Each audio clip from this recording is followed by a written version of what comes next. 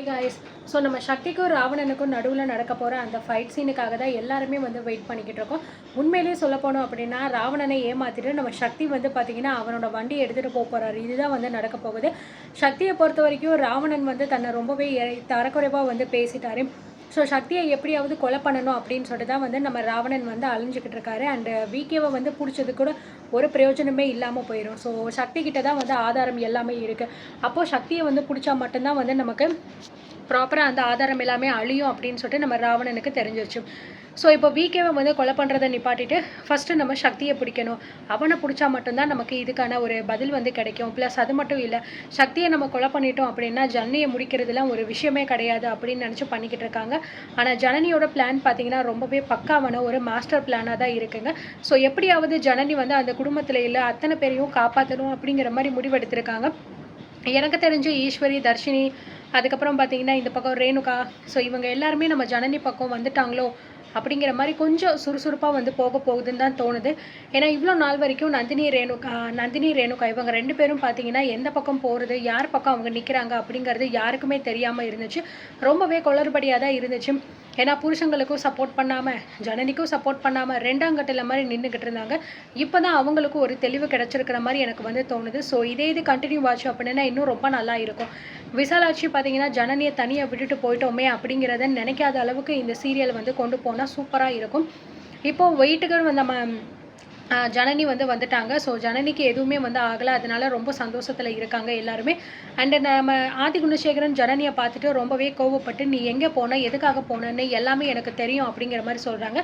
So Eswari வந்து இதை கேட்டு ரொம்பவே ஷாக் ஆகிட்டு இப்போ தான் நான் கேட்டப்போ எனக்கு என்ன தெரிய போகுது அப்படிங்கிற மாதிரி சொன்னீங்க, இப்போ எல்லாமே தெரியும்னு சொல்கிறீங்க அப்படின்னு சொல்லும்போது ஆதி குணசேகரனுக்கு என்ன சொல்கிறதுனே தெரியலை.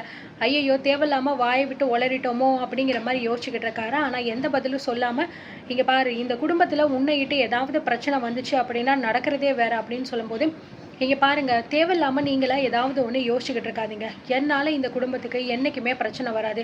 இந்த குடும்பம் நல்லபடியாக இருக்கணும் அப்படிங்கிறது தான் என்னோட முடிவே அப்படின்னு சொல்லும்போது கதிர் பார்த்தீங்கன்னா ரொம்பவே இலக்காரமாக வந்து ஜனனியை பார்த்துக்கிட்டு இருக்காரு. ஸோ அதுக்கப்புறம் வந்து இவங்க கிட்டலாம் பேசி என்ன பண்ண போகிறோம் அப்படின்னு நம்ம ஜனனி பார்த்தீங்கன்னா நேராக வந்து மேலே போயிடுறாங்க. நான் ஃப்ரெஷ்ஷப் ஆகிட்டு வந்துடுறேங்க்கா அப்படின்னு சொல்லிட்டு. ஸோ எல்லாருமே இப்போ மற்றவங்க பார்த்தீங்கன்னா கிச்சனுக்கு போயிட்டு சமைக்கிற வேலையை ஆரம்பிக்கிறாங்க. ஏன்னா காலையில் டிஃபன் சாப்பிட்ணும்ல அப்படின்னு.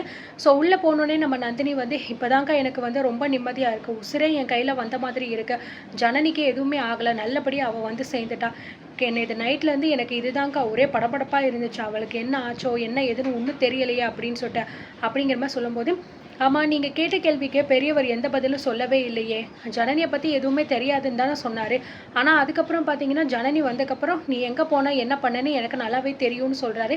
இதில் எதுக்கா உண்மை, எதுக்கா நம்புறது அப்படின்னு சொல்லும்போது ஆமாம் ரேணுகா, எனக்குமே அதான் குழப்பமாக இருக்குது. எனக்கு என்னமோ வந்து உண்மையிலேயே தர்ஷினி சொல்கிற மாதிரி ஜனனிக்கு ஏதாவது பெரிய ஆபத்து இருக்கிற மாதிரி தான் வந்து தோணிக்கிட்டு இருக்கு. ஜனனிக்கு எதுவும் ஆயிடக்கூடாது, அவள் வயிற்றில் உள்ள குழந்தையும் நல்லா இருக்கணும் அப்படிங்கிற மாதிரி வந்து எல்லாருமே நினச்சிக்கிறாங்க. ஸோ இப்போதைக்கு வந்து நந்தினி பண்ண ஏதோ ஒரு நல்ல விஷயத்தினால இந்த கட்டுற விஷயம் இப்போ ஸ்டாப் ஆகி அடுத்த வாரம் அமாவாசை அப்போ பார்த்தீங்கன்னா பண்ணலாம் அப்படிங்கிற மாதிரி குணசேகரன் வந்து முடிவெடுத்துட்டாரு. ஏன்னா நந்தினி வந்து பார்த்தீங்கன்னா வீட்டுக்கு தூரமாயிட்டேன் அப்படின்னு சொல்லிட்டு ஒரு ட்ராமா பண்ணியிருப்பாங்க. அந்த ட்ராமாவை நம்பி வேற வழி கிடையாது, கோயிலுக்கெல்லாம் போக முடியாது அப்படிங்கிற ஒரு சுச்சுவேஷன் வந்துருச்சு. ஸோ ஜனனி சக்தி ரெண்டு பேருமே எந்த ஆபத்தும் இல்லாமல் ஃபஸ்ட்டு திரும்ப வந்துடணும் அப்படிங்கிறதுக்காக தான் இதை பண்ணிக்கிட்டு இருக்காங்க. வீட்டுக்குள்ளே வேற இந்த அறிவுக்கரசி உட்காந்துக்கிட்டு எல்லாத்தையுமே பார்த்துட்டு தான் இருக்கா. அவள் வேற ஒரு பக்கம் என்ன பிளான் பண்ண போகிறான்னு தெரியல. அவளை பொறுத்த வரைக்கும் அவள் தங்கச்சி அன்புக்கரசிக்கும் அந்த தர்ஷனுக்கும் கல்யாணம் நடக்கணும். அதுக்காக தான் வந்து அவள் இவ்வளோ தூரம் பண்ணிக்கிட்டு இருக்கா எல்லாத்தையுமே. ஸோ ஆதி குணசேகரன் பண்ண கேவலமான வேலை எல்லாமே வந்து நம்ம அறிவுக்கரசிக்கு தெரியும் அப்படிங்கிற மாதிரி தான் வந்து தோணுது. பட் ஆனால் வெளியில் எதுவும் காட்டிக்கல அவள். இப்போ வந்து பார்த்தீங்கன்னா நம்ம தர்ஷினி பார்த்தீங்க அப்படின்னா ரொம்பவே ஃபீல் பண்ணுறா. இந்த மாதிரி சித்தியை பற்றி நம்ம ரொம்பவே தப்பான விஷயங்களை சொல்லி வச்சோமே, சித்தி வந்து நமக்கு எவ்வளவோ தூரம் ஹெல்ப் பண்ணாங்க, ஆனால் நம்ம வந்து இந்த மாதிரி பண்ணிட்டோமே, நம்ம சித்திக்கிட்ட மனசு விட்டு பேசி அவங்கக்கிட்ட நம்ம சாரி கேட்கணும் அப்படின்னு நம்ம தர்ஷினி பார்த்தீங்கன்னா முடிவு பண்ணுறாங்க. ஸோ நம்ம மேலே வந்து பார்த்தீங்கன்னா நம்ம ஜனனி வந்து போகும்போது சித்தி ஒரு நிமிஷம் அப்படின்னு சொல்லிட்டு நம்ம தர்ஷினி பார்த்தீங்கன்னா சொல்கிறாங்க. ஸோ நம்ம ஜனனி திரும்பி நின்று வந்து என்ன தர்ஷினி அப்படிங்கிற மாதிரி வந்து கேட்குறாங்க. ஸோ உடனே பார்த்தீங்கன்னா நம்ம தர்ஷினி வந்து ஜனனிக்கிட்ட பேசுகிறதுக்கு முன்னாடியே நம்ம தர்ஷினி வந்து அழுக ஆரம்பிச்சிடுறாங்க. ஏன்னா மன்னிச்சிரு சித்தி அப்படின்னு சொல்லிட்டு என்ன தர்ஷினி என்ன ஆச்சு, ஏன் எதுக்காக இப்படி அழுகிற அப்படின்னு சொல்லும்போது இல்ல சித்தி, நான் வந்து உண்மையிலேயே ரொம்ப பெரிய தப்பு பண்ணிட்டேன். நீங்க வந்து எவ்வளவோ கஷ்டப்பட்டு என்ன வந்து காப்பாத்திருக்கீங்க. ஆனா, அந்த ஒரு நன்றி கூட இல்லாம நான் வந்து உங்கள எல்லார் முன்னாடியும் விட்டு குடுத்துட்டேன். கண்டிப்பா நான் இப்படி ஒரு விஷயத்த பண்ணியிருக்க கூடாது. நிச்சயமா நான் இப்படி சொன்னதுனால உங்களுக்கு எவ்வளோ கஷ்டமா இருந்திருக்கும்னு எனக்கு நல்லாவே புரியுது. ஆனா, நான் இதெல்லாம் ஏன் சொன்னேன் அப்படின்னு சொல்லிட்டு நம்ம தர்ஷினி சொல்ல வரும்போது, "இங்க பாரு தர்ஷினி, நீ எந்த விளக்கமும் எனக்கு குடுக்கணும் அப்படிங்கிற அவசியம் கிடையாது. உன்ன பத்தி எனக்கு தெரியும். நீ எதுக்காக ஆக்சுவலி அந்த விஷயத்த மறைச்சு சொன்னிருக்க? எதுக்காக இப்படி மாத்தி சொன்ன அப்படிங்கிறதுல எனக்கு வந்து நம்பிக்கை இருக்கு. வேற ஏதோ ஒரு காரணத்துக்காகவும், இல்ல எனக்கு ஏதாவது ஒரு ஆபத்து வந்துறக்கூடாது அப்படிங்கிறதுக்காகவும் கண்டிப்பா நீ மாத்தி சொல்லியிருப்ப அப்படிங்கிறத நான் நம்புறேன் அப்படின்னு சொல்லும்போது, நம்ம தர்ஷினிக்கு பார்த்தீங்கன்னா ரொம்பவே வந்து அழுகை வந்துருது. ஸோ இந்த அளவுக்கு நம்மள புரிஞ்சு வச்சிருக்காங்க அப்படின்னு சொல்லிட்டு, ஸோ நம்ம தர்ஷினி பார்த்தீங்கன்னா ஜனனிய கட்டிப்பிடிச்சு ரொம்பவே அதிகமா அழுக ஆரம்பிச்சுடுறாங்க. "இங்க பாரு தர்ஷினி, நீ வந்து இந்த மாரி அழுகிறத யாராவது கீழ பார்த்துட்டாங்க அப்படின்னா பிரச்சனை ஆயிரும். ஸோ இப்போ நீ வந்து என்கிட்ட எப்படி பேசாம என்ன அவாய்ட் பண்ணிட்டு இருக்கியோ, அதே மாரி இருக்கிற மாரியே நீ காமிச்சுக்கோ. என் கூட பேசினதாகவும், என் கூட ஒண்ணு சேர்ந்ததாகவும் நீ வெளியில யார்கிட்டயும் காமிக்காத" அப்படிங்கிற மாரி சொல்றாங்க.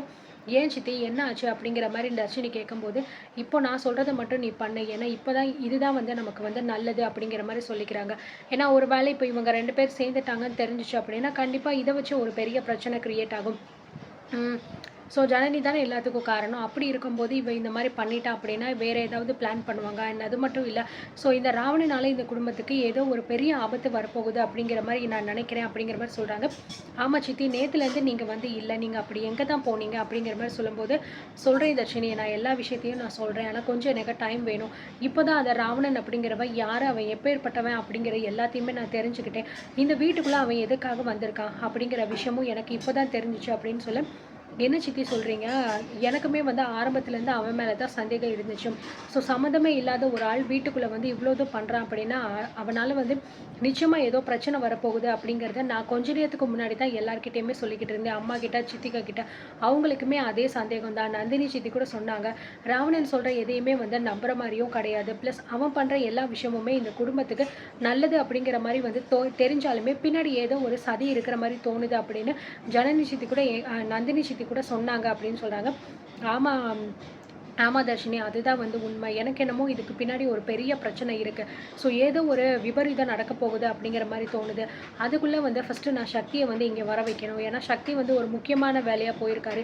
ஸோ அத முடிச்சுட்டு ஃபர்ஸ்ட்டு அவர் இங்க வந்தா தான் அடுத்து என்ன பண்ண முடியும் அப்படிங்கிறது தெரியும் அப்படின்னு சொல்லும்போது, நம்ம தர்ஷினி சொல்றா, "இப்ப புதுசா வேற ஒரு பிரச்சனை ஆரம்பிச்சிருக்கு சித்தி" அப்படின்னு சொல்ல, "என்ன தர்ஷினி சொல்ற?" அப்படின்னு சொல்லும்போது, இப்ப வந்து பார்த்தீங்கன்னா, அவர் வந்து இந்த மாரி கட்டு கட்ட போறாராம் அப்படின்னு சொல்றாங்க. "என்னது கட்டு கட்டுறதா? புரியலையே எனக்கு ஒண்ணும்" அப்படின்னு சொல்ல, "எனக்கும் தெரியல சித்தி அத பத்தி. ஆனா அவர் தான் வந்து ரொம்ப கோவமா எல்லாருமே வந்து தான் ஆகணும் அப்படின்னு சொல்லிக்கிட்டு இருந்தாரு.